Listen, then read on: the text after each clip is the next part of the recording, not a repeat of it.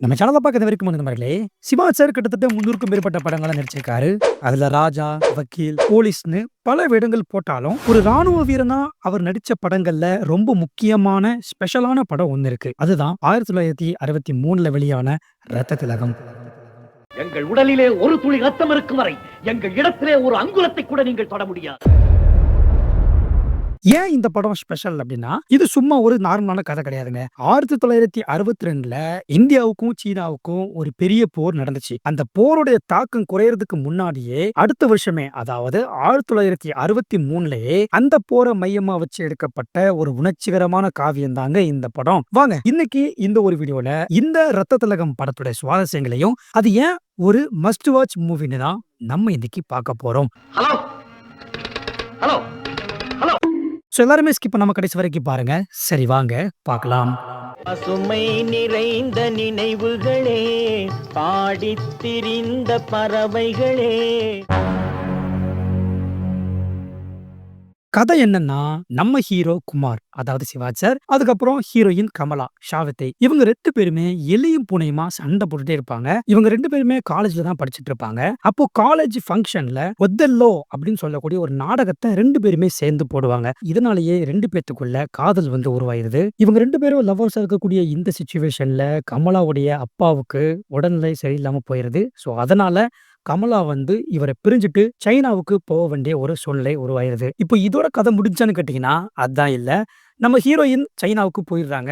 அந்த டைம்ல வந்து பார்த்தீங்க அப்படின்னா, இந்தியாவுக்கும் சைனாவுக்கும் இடையில ஒரு போர் ஏற்பட்டுருது. ஸோ அதனால ஹீரோயின் வந்து சைனாலேயே மாட்டிக்கிறாங்க. இப்போ இதுக்கப்புறம் ஹீரோவும், ஹீரோயினும் ஒண்ணு சேர்ந்தாங்களா இல்லையா? இந்தியா, சீனா போர் வந்து முடிவுக்கு வந்துச்சா இல்லையா? அதுக்கப்புறம் என்னாச்சு அப்படின்றது தான் இந்த படத்தோட ஒன்லைன். ஒரு சாதாரண லவ் ஸ்டோரியா ஆரம்பிச்சு, ஒரு தேசபக்தி காவியமா இது மாறியிருக்கும். இந்த படத்தோட மிகப்பெரிய பலமே சிவாஜி சாரோட நடிப்பு தான். அந்த ஆர்மி யூனிஃபார்ம்ல சிவாஜி சார் நடக்கும்போதே அவ்வளோ கம்பீரமா இருக்கும். அதே சமயம் காதலிய நினைச்சு உருகுற சீன்ஸ்லயும் மனுஷன் பின்னி எடுத்திருப்பாரு.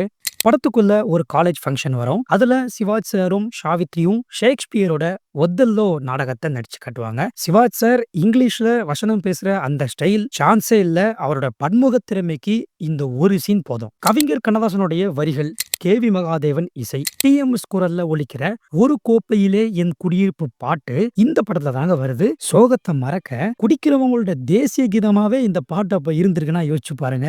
இதனாலேயே பயங்கரமான ஹிட் அடிச்சிருச்சு. ஒரு கோப்பையிலே என் குடியிருப்பு.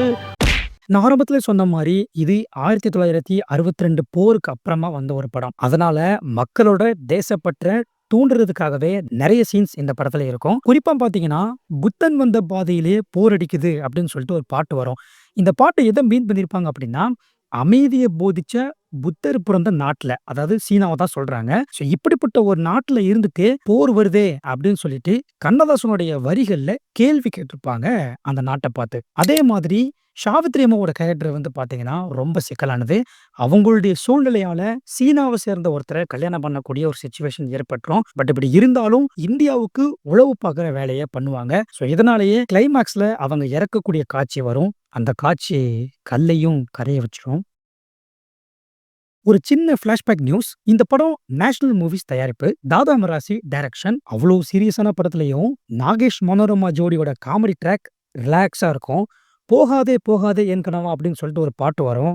அந்த பாட்டுலாம் வந்து பார்த்தீங்கன்னா, அப்போ செம்ம ஃபேமஸ். முக்கியமா இந்த படம் வந்த புதுசுல தியேட்டர்ல கிளைமாக்ஸ் பார்க்குறப்போ, ஜனங்க அழுதுகிட்டே ஜெய் ஹிந்துன்னு கத்துவாங்களாம். அந்த அளவுக்கு எமோஷனலா கனெக்ட் ஆன படம் இது. மொத்தத்துல இந்த படத்த பத்தி சொல்லணும்னா, ரத்த திலகம் காதலுக்காகவும் கண்ணீர் விட வைக்கும். நாட்டுக்காக ரத்த சிந்தணும் அப்படின்ற ஒரு உணர்வ தூண்டக்கூடிய அளவுக்கு இந்த படம் வந்து இருக்கும். ஸோ நீங்க ஒரு சிவாஜி ரசிகரா இருந்தீங்க அப்படின்னா, கண்டிப்பா இந்த படத்த பார்த்திருப்பீங்கன்னு நெனைக்கிறேன். பார்க்கலன்னா போய் பார்த்துருங்க. ஒருவேள பார்த்துருந்தீங்க அப்படின்னா, உங்களுக்கு புடிச்ச பாட்டு எது அப்படின்றத கமெண்ட்ல சொல்லுங்க. இதே மாதிரி சிவாஜி சாருடைய வேற எந்த படத்த பத்தி பேசணும் அப்படின்றத நீங்க கமெண்ட்ல சொல்லுங்க. படங்கள பார்த்து ரிசர்ச் பண்ணி நம்ம போடலாம். இப்ப நான் சொன்ன கருத்துக்கள பற்றி நீங்க என்ன நினைக்கிறீங்க அப்படின்றதையும் கமெண்ட்ல வந்து கண்டிப்பா சொல்லிட்டு போங்க. ஓகே. இந்த ஒரு வீடியோவ நெறைய பேருக்கு ஷேர் பண்ணுங்க, லைக் பண்ணுங்க. ஒன்லி சிவாஜி கணேசன் சேனல சப்ஸ்கிரைப் பண்ணுங்க. நாளைக்கு இது மாரி நல்ல ஒரு வீடியோல நான் உங்களை சந்திக்கின்றேன். நன்றி.